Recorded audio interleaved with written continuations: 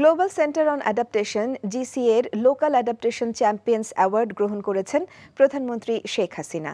GCA এর প্রধান নির্বাহী কর্মকর্তা অধ্যাপক প্যাট্রিক ভি ভারকুইজেন আজ প্রধানমন্ত্রীর সঙ্গে গণভবনে সৌজন্য সাক্ষাৎকালে এই অ্যাওয়ার্ড হস্তান্তর করেন। এ সময় প্রধানমন্ত্রী বলেন, এই স্বীকৃতি টেকসই উন্নয়ন এবং জলবায়ু সহনশীলতার প্রতি বাংলাদেশের প্রতিশ্রুতিকে আরও জোরদার করবে।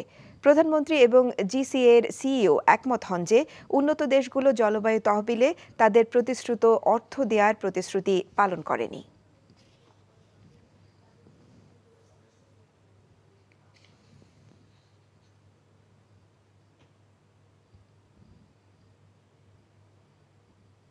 এখন জন্ম সনদ দিয়ে খোলো বিকাশ স্টুডেন্ট অ্যাকাউন্ট।